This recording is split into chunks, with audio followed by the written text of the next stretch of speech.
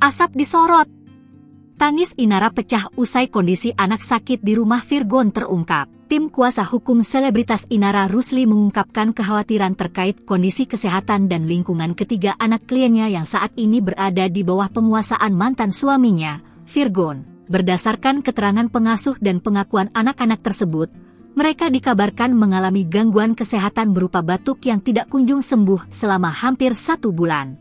Kuasa hukum Inara Rusli, Herlina, menduga hal tersebut disebabkan oleh lingkungan rumah yang tidak sehat akibat paparan asap rokok dari orang-orang di sekitar anak. Dalam konferensi pers di kawasan Cipete, Jakarta Selatan, Rabu, 4 Februari 2026, Herlina juga menyoroti pola asuh selama anak-anak tinggal bersama ayahnya sejak pertengahan November 2025. Pihak Inara mendapatkan informasi bahwa ketiga anak tersebut diberikan kebebasan menggunakan gawai tanpa pengawasan yang ketat.